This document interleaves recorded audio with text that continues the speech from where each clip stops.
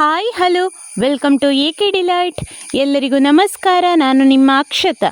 ಇವತ್ತು ನಾನು ಮತ್ತೊಂದು ಆಟಿಯ ಸ್ಪೆಷಲ್ ರೆಸಿಪಿಯೊಂದಿಗೆ ನಿಮ್ಮ ಮುಂದೆ ಬಂದಿದ್ದೇನೆ. ಆಟಿಯಲ್ಲಿ ಮಾಡುವಂತಹ ಕೆಸುವಿನ ಎಲೆಯ ಪತ್ರೊಡೆಯನ್ನು ಯಾವ ರೀತಿ ಮಾಡೋದು ಅಂತ ನೋಡುವ. ಅದಕ್ಕೂ ಮೊದಲು ಯಾರೆಲ್ಲ ನಮ್ಮ ಚಾನೆಲ್ಗೆ ಸಬ್ಸ್ಕ್ರೈಬ್ ಮಾಡಲಿಲ್ವೋ ಸಬ್ಸ್ಕ್ರೈಬ್ ಮಾಡಿ, ಹಾಗೆ ವಿಡಿಯೋನ ಫುಲ್ ನೋಡಿ ಸಪೋರ್ಟ್ ಮಾಡಿ. ಸ್ನೇಹಿತರೆ, ಬನ್ನಿ ಹಾಗಿದ್ರೆ ರುಚಿಕರವಾದಂತಹ ಪತ್ರೊಡೆಯನ್ನು ಯಾವ ರೀತಿ ಮಾಡೋದು ಅಂತ ನೋಡುವ. ನೋಡಿ, ನಾನಿಲ್ಲಿ ಪತ್ರೊಡೆ ಮಾಡಲಿಕ್ಕೆ ಕಪ್ಪು ಕೆಸುವಿನ ಎಲೆಯನ್ನು ತಗೊಂಡಿದ್ದೇನೆ. ನೋಡಿ, ಇದು ಕಪ್ಪು ಕೆಸುವಿನ ಗಿಡ. ಇದರ ಎಲೆಯನ್ನು ನಾನು ನೋಡಿ ಈ ರೀತಿ ಕಟ್ ಮಾಡಿ ತಗೊಂಡಿದ್ದೇನೆ. ಇನ್ನಿದನ್ನು ಒಂದ್ಸಲ ಚೆನ್ನಾಗಿ ತೊಳ್ಕೊಳ್ಬೇಕು. ಯಾವುದೇ ಎಲೆಯನ್ನಾದರೂ ಒಂದ್ಸಲ ಚೆನ್ನಾಗಿ ತೊಳ್ಕೊಂಡು ಈ ರೀತಿ ಇಟ್ಟು ಅದರ ತೊಟ್ಟನ್ನು ಒಂದ್ಸಲ ಕಟ್ ಮಾಡಿ ತೆಗೆದುಕೊಳ್ಳಿ. ಇದನ್ನು ತೆಗೆದ ಮೇಲೆ ನೋಡಿ ಈ ರೀತಿ ಸಣ್ಣ ಸಣ್ಣ ತುಂಡುಗಳನ್ನಾಗಿ ಕಟ್ ಮಾಡಿಕೊಳ್ಬೇಕು. ಎಲ್ಲವನ್ನ ಈ ರೀತಿ ಇಟ್ಟು ಕಟ್ ಮಾಡಿಕೊಳ್ಳಿಕ್ಕೆ ಸುಲಭ. ಒಂದೊಂದೇ ಎಲೆಯನ್ನು ಕಟ್ ಮಾಡೋದಕ್ಕೆ ಈ ರೀತಿ ಎಲ್ಲ ಎಲೆಗಳನ್ನು ಒಂದೇ ಸಲ ಕಟ್ ಮಾಡಿಕೊಳ್ಬಹುದು. ನೋಡಿ, ಈ ರೀತಿ ಎಲ್ಲ ಎಲೆಗಳನ್ನು ಒಂದೇ ಸಲ ಕಟ್ ಮಾಡಿಕೊಳ್ಳಿ. ನಾನಿಲ್ಲಿ ಒಂದು 7 ಮೀಡಿಯಮ್ ಸೈಜಿನ ಎಲೆಯನ್ನು ತಗೊಂಡಿದ್ದೇನೆ. ನೀವು ಯಾವ ಕ್ವಾಂಟಿಟಿಯಲ್ಲಿ ಮಾಡ್ತೀರೋ ಆ ಅಳತೆಗೆ ಎಲೆಯನ್ನು ತಗೊಳ್ಬೇಕಾಗ್ತದೆ. ನೋಡಿ, ಈ ರೀತಿ ಎಲ್ಲವನ್ನು ಕಟ್ ಮಾಡಿ ಒಂದು ಬಟ್ಟಲಲ್ಲಿ ಹಾಕಿ ಇಟ್ಟುಕೊಂಡಿದ್ದೇನೆ. ಇನ್ನು ನೋಡಿ, ನಾನು ಈ ಪತ್ರೊಡೆ ಮಾಡಲಿಕ್ಕೆ ಕುಚ್ಚಲಕ್ಕಿಯನ್ನು ತಗೊಂಡಿದ್ದೇನೆ. ಇದರಲ್ಲಿ ಸಾಧಾರಣ 1.5 ಕಪ್, ನೋಡಿ ಈ ಕಪ್ಪಲ್ಲಿ 1.5 ಕಪ್ ಆಗುವಷ್ಟು ಕುಚ್ಚಲಕ್ಕಿ ಇದೆ. ಇದನ್ನು ಒಂದು 5 ಗಂಟೆ ಹೊತ್ತು ನೆನೆ ಹಾಕಿ ಚೆನ್ನಾಗಿ ತೊಳೆದು ತಗೊಂಡಿದ್ದೇನೆ. ಇನ್ನಿದಕ್ಕೆ ನಾನೊಂದು ಅರ್ಧ ಚಮಚ ಆಗುವಷ್ಟು ಜೀರಿಗೆ, ಹಾಗೆ ಒಂದು ದೊಡ್ಡ ಚಮಚ ಆಗುವಷ್ಟು ಕೊತ್ತಂಬರಿ ಬೀಜ, ಹಸಿ ಕೊತ್ತಂಬರಿ, ಹಸಿ ಜೀರಿಗೆ, ಹಾಗೆ 2 ಕೆಂಪು ಮೆಣಸು. ಇನ್ನು ಸ್ವಲ್ಪ ಖಾರ ಬೇಕು ಅಂತಾದರೆ ಇನ್ನೊಂದು ಮೆಣಸು ಹಾಕಿಕೊಳ್ಬಹುದು.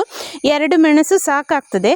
ಹಾಗೆ ಒಂದು 1/4 ಚಮಚ ಆಗುವಷ್ಟು ಅರಶಿನದ ಹುಡಿ, ಹಾಗೆ ಒಂದು ದೊಡ್ಡ ಗಾತ್ರದ ಹುಣಸೆ ಹುಳಿಯನ್ನು ಹಾಕಿಕೊಳ್ತಾ ಇದ್ದೇನೆ. ಒಂದು ದೊಡ್ಡ ನೆಲ್ಲಿಕಾಯಿ ಗಾತ್ರದ ಹುಣಸೆ ಹುಳಿ ಇರಲಿ. ಸ್ವಲ್ಪ ಹುಳಿ ಜಾಸ್ತಿ ಆದರೂ ಪರವಾಗಿಲ್ಲ, ತುಂಬ ಕಡಿಮೆ ಮಾಡಬೇಡಿ. ಕೆಸುವಿನ ಎಲೆ ತುರಿಸುವ ಕಾರಣ ಹುಳಿ ಮುಖ್ಯವಾಗಿ ಹಾಕಿಕೊಳ್ಬೇಕಾಗ್ತದೆ. ಇನ್ನಿದಕ್ಕೆ 1 ಚಮಚ ಆಗುವಷ್ಟು ಉಪ್ಪನ್ನು ಹಾಕಿ ನೋಡಿ ಈ ಹದಕ್ಕೆ ನಾನು ಗ್ರೈಂಡರಲ್ಲಿ ರುಬ್ಬಿಕೊಂಡಿದ್ದೇನೆ. ನೋಡಿ, ಇಷ್ಟು ನುಣ್ಣಗಾದರೆ ಸಾಕು. ನಾನು ಇದನ್ನು ಗಟ್ಟಿಗೆ ರುಬ್ಬಿಕೊಂಡಿದ್ದೇನೆ. ಇದು ಪತ್ರೊಡೆ ಆದ ಕಾರಣ ನೀರಾಗಿರೋದು ಬೇಡ. ಹಾಗೆ ನಾವು ಗ್ರೈಂಡರ್ ತೊಳೆದಂತಹ ನೀರನ್ನು ಬೇರೆ ಎತ್ತಿಟ್ಟುಕೊಳ್ಳಿ. ಎಲ್ಲಿಯಾದರೂ ಹಿಟ್ಟು ಕಲಸುವಾಗ ನಮಗೆ ಸ್ವಲ್ಪ ನೀರು ಬೇಕು ಅಂತಾದರೆ ಗ್ರೈಂಡರ್ ತೊಳೆದ ನೀರನ್ನು ಆ್ಯಡ್ ಮಾಡಿಕೊಳ್ಬಹುದು. ಇನ್ನಿದಕ್ಕೆ ನೋಡಿ, ನಾವು ಕಟ್ ಮಾಡಿಟ್ಟಂತಹ ಎಲ್ಲ ಸೊಪ್ಪನ್ನು ಹಾಕಿ ಈ ರೀತಿ ಚೆನ್ನಾಗಿ ಮಿಕ್ಸ್ ಮಾಡಿಕೊಳ್ಳಿ. ಸೊಪ್ಪು ಮತ್ತು ನಾವು ಕಡ್ದಿಟ್ಟಂತಹ ಅಕ್ಕಿ ಎಲ್ಲ ಚೆನ್ನಾಗಿ ಮಿಕ್ಸ್ ಆಗಬೇಕು. ನೋಡಿ, ಇದಕ್ಕೆ ಇನ್ನೂ ಸ್ವಲ್ಪ ನೀರು ಬೇಕು. ಹಾಗಾಗಿ ನಾನು ಗ್ರೈಂಡರ್ ತೊಳೆದಂತಹ ನೀರನ್ನು ಹಾಕಿ ಚೆನ್ನಾಗಿ ಮಿಕ್ಸ್ ಮಾಡಿಕೊಳ್ತಾ ಇದ್ದೇನೆ. ಅಕ್ಕಿಯನ್ನು ರುಬ್ಬುವಾಗ ಸಾಧಾರಣವಾಗಿ 1ರಿಂದ 1.5 ಗ್ಲಾಸ್ ಆಗುವಷ್ಟು ನಾವು ಯಾವ ಕಪ್ಪಲ್ಲಿ ಅಕ್ಕಿ ತಗೊಂಡಿದ್ದೇವೋ ಅದೇ ಕಪ್ಪಲ್ಲಿ 1.5 ಕಪ್ ಆಗುವಷ್ಟು ನೀರು ಸಾಕಾಗ್ತದೆ. ಮತ್ತು ನಿಮಗೆ ಕನ್ಸಿಸ್ಟೆನ್ಸಿ ನೋಡಿಕೊಂಡು ನೀವು ಆ್ಯಡ್ ಮಾಡಿಕೊಳ್ಬೇಕಾಗ್ತದೆ. ಗಟ್ಟಿ ಇದ್ದರೆ ಒಳ್ಳೆಯದು. ಆದಷ್ಟು ಗಟ್ಟಿಗೆ ಕಡಿದುಕೊಳ್ಳಿ, ತುಂಬ ತೆಳುವಾಗೋದು ಬೇಡ. ಮತ್ತು ಹಿಟ್ಟು ಕಲಸುವಾಗ ನೀವು ಬೇಕಾದಷ್ಟು ನೀರನ್ನು ಹಾಕಿ ನೋಡಿ ಈ ಹದಕ್ಕೆ ಹಿಟ್ಟನ್ನು ರೆಡಿ ಮಾಡಿಕೊಳ್ಳಿ.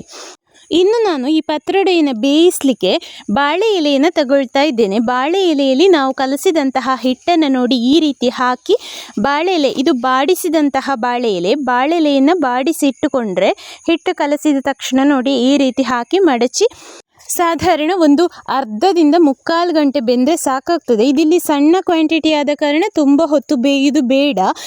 ಪತ್ರೊಡೆ ಸ್ವಲ್ಪ ಜಾಸ್ತಿ ಮಾಡ್ತೀರಿ ಅಂತಾದರೆ ಸ್ವಲ್ಪ ಜಾಸ್ತಿ ಹೊತ್ತು ಬೇಯಲಿ. ಇಲ್ಲಿ ಹಾಗೆ ಅಕ್ಕಿ ಕೂಡ ನಾನಿಲ್ಲಿ 1.5 ಕಪ್ ಆಗುವಷ್ಟು ಅಕ್ಕಿಗೆ ಸಾಧಾರಣ ಒಂದು 6ರಿಂದ 7 ಮೀಡಿಯಮ್ ಸೈಜಿನ ಎಲೆಯನ್ನು ಯೂಸ್ ಮಾಡಿಕೊಂಡಿದ್ದೇನೆ.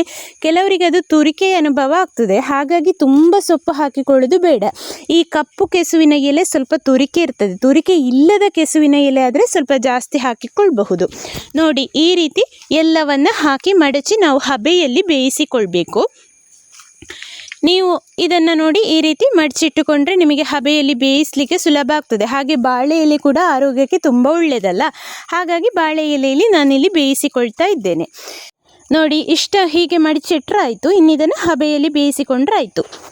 ನೀವು ಯಾವ ರೀತಿ ಇಡ್ಲಿ ಎಲ್ಲ ಮಾಡ್ತೀರೋ ಅದೇ ರೀತಿ ಒಂದು ಪಾತ್ರೆಗೆ ನೀರು ಹಾಕಿ ಈ ರೀತಿ ಹಬೆಯಲ್ಲಿ ಒಂದು 3/4 ಗಂಟೆ ಹೊತ್ತು ಬೇಯಿಸಿಕೊಳ್ಳಿ. ಇದನ್ನು ನಾನೀಗ ಹಿಂದಿನ ದಿನ ರಾತ್ರಿ ಮಾಡಿಕೊಳ್ತಾ ಇದ್ದೇನೆ. ನೋಡಿ, ಈ ರೀತಿ ಮಾಡಿ ಬೇಯಿಸಿಕೊಂಡ್ರೆ ಆಯಿತು. ಸ್ನೇಹಿತರೆ, ಈ ಆಟಿಯಲ್ಲಿ ಕೆಸುವಿನ ಎಲೆಯ ಖಾದ್ಯಗಳು ಆರೋಗ್ಯಕ್ಕೆ ತುಂಬ ಒಳ್ಳೆಯದು ಅಂತ ಹೇಳುವ ಪ್ರತೀತಿ ಇದೆ. ಹಾಗಾಗಿ ನಾವು ಈ ಕೆಸುವಿನ ಎಲೆಯ ಖಾದ್ಯಗಳನ್ನು ಆಟಿಯಲ್ಲಿ ಹೆಚ್ಚಾಗಿ ಮಾಡ್ತೇವೆ. ಅಂತೂ ನಮ್ಮ ತುಳುನಾಡು, ದಕ್ಷಿಣ ಕನ್ನಡ, ಮಂಗಳೂರು ಸೈಡಲ್ಲೆಲ್ಲ ಈ ಆಟಿಯಲ್ಲಿ ಹೆಚ್ಚಾಗಿ ಕೆಸುವಿನ ಎಲೆಯ ಖಾದ್ಯವನ್ನು ಹಾಗೆ ಕೆಸುವಿನ ದಂಟಿನ ಖಾದ್ಯವನ್ನು ಸರ್ವೇ ಸಾಮಾನ್ಯವಾಗಿ ಮಾಡ್ತಾರೆ. ಇದನ್ನು ಆಟಿ ತಿಂಗಳಲ್ಲಿ 3 ಸಲ ಆದರೂ ಸೇವಿಸಬೇಕು ಅಂತ ಹೇಳುವ ಒಂದು ಪ್ರತೀತಿ ಇದೆ. ಸ್ನೇಹಿತರೆ ನೋಡಿ, ಇದೀಗ ಬೆಂದು ನಮಗೆ ತಣ್ಣಗಾಗಿ, ನಾನು ಇದನ್ನು ಮಾರನೇ ದಿನ ಬೆಳಿಗ್ಗೆ ತೆಗಿತಾ ಇದ್ದೇನೆ. ನೋಡಿ, ಇದೀಗ ತಣ್ಣಗಾಗಿದೆ. ನಿಮಗೆ ಬಿಸಿ ಬಿಸಿ ಅದನ್ನು ತೆಗೆದು ಹುಡಿ ಮಾಡಲಿಕ್ಕೆಲ್ಲ ಕಷ್ಟ ಆಗ್ತದೆ. ಹಾಗಾಗಿ ಸ್ವಲ್ಪ ತಣ್ಣಗಾದರೆ ಒಳ್ಳೆಯದು. ನೀವು ಬೇಕಿದ್ದರೆ ಬೆಳಿಗ್ಗೆ ಕೂಡ ಮಾಡಿಕೊಳ್ಬೋದು, ಆದರೆ ಸ್ವಲ್ಪ ಲೇಟ್ ಆಗ್ತದೆ. ಸ್ವಲ್ಪ ತಣ್ಣಗಾಗಲಿಕ್ಕೆ ಸ್ವಲ್ಪ ಹೊತ್ತು ಹಿಡಿತದೆ. ನಿಮಗೆ ಹೇಗೆ ಸುಲಭ ಆಗ್ತದೆ ಹಾಗೆ ಮಾಡಿಕೊಳ್ಬೋದು. ಬೆಳಿಗ್ಗೆ ಮಾಡಿದರೆ ಅದನ್ನು ಬೇಗ ತಣ್ಣಗಾಗಲಿಕ್ಕೆ ಒಂದು ಅರ್ಧ ಗಂಟೆ ಹೊತ್ತು ತಣ್ಣಗಾಗಲಿಕ್ಕೆ ಇಟ್ಟ ಮೇಲೆ ಈ ರೀತಿ ಮಾಡಿಕೊಂಡ್ರೆ ಆಯಿತು. ಇನ್ನಿದನ್ನು ನೋಡಿ, ಈ ರೀತಿ ಎಲ್ಲವನ್ನು ಹುಡಿ ಮಾಡಿಕೊಳ್ಳಿ. ನಾನಿಲ್ಲಿ ಸಿಹಿ ಪತ್ರೊಡೆಯನ್ನು ಮಾಡ್ತಾ ಇದ್ದೇನೆ. ಹಾಗಾಗಿ ನೋಡಿ, ಈ ರೀತಿ ಚೆನ್ನಾಗಿ ಹುಡಿ ಮಾಡಿಕೊಳ್ತಾ ಇದ್ದೇನೆ. ಬೆಂದಂತಹ ಪತ್ರೊಡೆಯನ್ನು ನೋಡಿ, ಈ ರೀತಿ ಎಲ್ಲವನ್ನು ಬಾಳೆ ಎಲೆಯಿಂದ ಬಿಡಿಸಿ ಈ ರೀತಿ ಹುಡಿ ಮಾಡಿಕೊಳ್ಬೇಕು. ನೋಡಿ ಎಷ್ಟು ಸುಲಭದಲ್ಲಿ ಹುಡಿ ಆಗ್ತದೆ. ನೀವು ಇದಕ್ಕೆ ಬೆಳ್ತಿಗೆ ಅಕ್ಕಿ ಕೂಡ ಹಾಕಿ ಮಾಡಿಕೊಳ್ಬಹುದು. ನಾನಿಲ್ಲಿ ಕುಚ್ಚಲಕ್ಕಿ ಹಾಕಿ ಮಾಡಿಕೊಂಡಿದ್ದೇನೆ. ಕೆಲವರಿಗೆ ಬೆಳ್ತಿಗೆ ಅಕ್ಕಿ ಹಾಕಿ ಮಾಡುವಾಗ ಸ್ವಲ್ಪ ಗಟ್ಟಿಯಾಗುವ ಚಾನ್ಸಸ್ ಇರ್ತದೆ. ಹಿಟ್ಟು ಹದ ಕನ್ಸಿಸ್ಟೆನ್ಸಿ ಬಾರದಿದ್ದರೆ ಅದು ಸ್ವಲ್ಪ ಗಟ್ಟಿಯಾದಾಗ ಆಗ್ತದೆ. ಆದರೆ ನೀವು ಕುಚ್ಚಲಕ್ಕಿಯಲ್ಲಿ ಮಾಡಿದರೆ ಪತ್ರೊಡೆ ತುಂಬ ಮೆದುವಾಗಿ ತುಂಬ ರುಚಿಯಾಗಿ ಬರ್ತದೆ. ಇನ್ನಿದಕ್ಕೆ ಒಂದು ಸಿಹಿಯಾದಂತಹ ಕಾಯಿಯನ್ನು ರೆಡಿ ಮಾಡಿಕೊಳ್ಬೇಕು. ಇಲ್ಲಿ ನಾನು 1 ಕಪ್ ಆಗುವಷ್ಟು ತುರಿದಂತಹ ಕಾಯಿ ಹಾಗೆ ಒಂದು ಅರ್ಧ ಕಪ್ ಆಗುವಷ್ಟು ತುರಿದಂತಹ ಬೆಲ್ಲವನ್ನು ಹಾಕಿ ನೋಡಿ, ಈ ರೀತಿ ಒಂದು ಅಗಲಬಾಯಿಯ ಪಾತ್ರೆಯಲ್ಲಿ ಚೆನ್ನಾಗಿ ಕಲಸಿಕೊಳ್ತಾ ಇದ್ದೇನೆ. ಈ ರೀತಿ ಕಾಯಿ ಮತ್ತು ಬೆಲ್ಲ ಚೆನ್ನಾಗಿ ಮಿಕ್ಸ್ ಆಗಬೇಕು. ಇನ್ನಿದಕ್ಕೆ ನಾವು ಹುಡಿ ಮಾಡಿಟ್ಟಂತಹ ಪತ್ರೊಡೆಯನ್ನು ನೋಡಿ, ಈ ರೀತಿ ಹಾಕಿ ಚೆನ್ನಾಗಿ ಮಿಕ್ಸ್ ಮಾಡಿಕೊಳ್ಬೇಕು. ಸಿಹಿ ಎಲ್ಲವನ್ನು ಹೀರಿಕೊಳ್ಬೇಕು. ಎಲ್ಲ ಚೆನ್ನಾಗಿ ಮಿಕ್ಸ್ ಆಗಬೇಕು. ಆಗ ತುಂಬ ರುಚಿಯಾಗಿರ್ತದೆ. ನಿಮಗೆ ಸಿಹಿ ಸ್ವಲ್ಪ ಜಾಸ್ತಿ ಬೇಕು ಅಂತಂದರೆ ಸ್ವಲ್ಪ ಬೆಲ್ಲವನ್ನು ಜಾಸ್ತಿ ಆ್ಯಡ್ ಮಾಡಿಕೊಳ್ಬೋದು. ಇಲ್ಲಾಂತಂದರೆ ಸ್ವಲ್ಪ ಕಡಿಮೆ ಬೆಲ್ಲವನ್ನು ಕೂಡ ಹಾಕಿಕೊಳ್ಬಹುದು. ನೋಡಿ, ಆಲ್ಮೋಸ್ಟ್ ಎಲ್ಲ ರೆಡಿ ಆಯಿತು. ಇನ್ನೊಂದು ಸಲ ಬಿಸಿ ಬಿಸಿಯಾಗಿ ಒಗ್ಗರಣೆ ಮಾಡಿಕೊಳ್ಳುವ. ನಾನಿಲ್ಲಿ ನೋಡಿ ಒಂದು ಬಾಣಲೆಯನ್ನು ಸ್ಟವ್ ಮೇಲೆ ಇಟ್ಟು ಅದಕ್ಕೊಂದು 4 ಚಮಚ ಆಗುವಷ್ಟು ತೆಂಗಿನ ಎಣ್ಣೆಯನ್ನು ಹಾಕಿ, ತೆಂಗಿನ ಎಣ್ಣೆ ಬಿಸಿಯಾದ ತಕ್ಷಣ 1 ಚಮಚ ಆಗುವಷ್ಟು ಉದ್ದಿನಬೇಳೆ ಹಾಗೆ ಒಂದು ಅರ್ಧ ಚಮಚ ಆಗುವಷ್ಟು ಸಾಸಿವೆಯನ್ನು ಹಾಕಿಕೊಳ್ತಾ ಇದ್ದೇನೆ. ಸಾಸಿವೆ ಸಿಡಿಲಿಕ್ಕೆ ಸ್ಟಾರ್ಟ್ ಆದ ತಕ್ಷಣ ನೀವು ಕರಿಬೇವಿನ ಸೊಪ್ಪು ಕೂಡ ಹಾಕಿಕೊಳ್ಬೋದು. ಉದ್ದಿನ ಬೇಳೆ ಕಲರ್ ಚೇಂಜ್ ಆದ ತಕ್ಷಣ ನಾವು ಕಲಸಿಟ್ಟಂತಹ ಪತ್ರೊಡೆಯನ್ನು ಈ ಬಾಣಲೆಗೆ ಹಾಕಿ ಚೆನ್ನಾಗಿ ಮಿಕ್ಸ್ ಮಾಡಿಕೊಳ್ಬೇಕು. ಇನ್ನಿದು ಬಿಸಿಯಾಗಲಿ, ಚೆನ್ನಾಗಿ ಬಿಸಿಯಾದರೆ ತುಂಬ ರುಚಿಯಾಗಿರ್ತದೆ. ನೋಡಿ, ಈ ರೀತಿ ಚೆನ್ನಾಗಿ ಮಿಕ್ಸ್ ಮಾಡಿಕೊಳ್ಳಿ.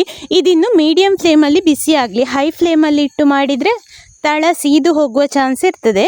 ನೋಡಿ, ಈ ರೀತಿ ಚೆನ್ನಾಗಿ ಮಿಕ್ಸ್ ಮಾಡಿ ಮುಚ್ಚಿಟ್ಟು ಒಂದು 5 ನಿಮಿಷ ಬಿಸಿ ಆಗಲಿಕ್ಕೆ ಇಡಿ. ನಡುವಲ್ಲಿ ಒಂದು 2 ನಿಮಿಷ ಆಗುವಾಗ ಒಂದು ಸಲ ಚೆನ್ನಾಗಿ ಮಿಕ್ಸ್ ಮಾಡಿಕೊಳ್ಳಿ. ಆಗ ಎಲ್ಲ ಚೆನ್ನಾಗಿ ಬಿಸಿ ಆಗ್ತದೆ.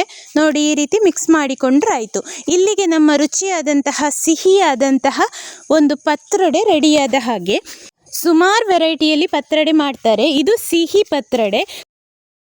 ಇದು ಕೂಡ ಪತ್ರೊಡೆ ಮಾಡುವ ಒಂದು ವಿಧಾನ. ತುಂಬ ರುಚಿಯಾದಂತಹ, ತುಂಬ ಪರ್ಫೆಕ್ಟ್ ಆದಂತಹ, ತುಂಬ ಸುಲಭವಾಗಿ ಮಾಡುವಂತಹ ಈ ಪತ್ರೊಡೆಯನ್ನು ಎಲ್ಲರೂ ಒಂದ್ಸಲ ಖಂಡಿತ ಈ ಆಟಿಯಲ್ಲಿ ಟ್ರೈ ಮಾಡಿ ನೋಡಿ. ತುಂಬ ರುಚಿಯಾಗಿರ್ತದೆ. ನಾವು ಈ ಕುಚ್ಚಲಕ್ಕಿಯಿಂದ ಮಾಡೋದ್ರಿಂದ ಇದು ಸ್ವಲ್ಪ ಸಾಫ್ಟಾಗಿ ಕೂಡ ಬರ್ತದೆ.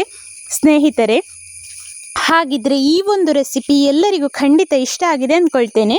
ಹಾಗಿದ್ರೆ ಒಂದು ಲೈಕ್ ಕೊಟ್ಟು ಶೇರ್ ಮಾಡಿ, ಸಬ್ಸ್ಕ್ರೈಬ್ ಮಾಡಿ, ಹಾಗೆ ಬೆಲ್ ಐಕಾನನ್ನು ಪ್ರೆಸ್ ಮಾಡಿ. Thank you.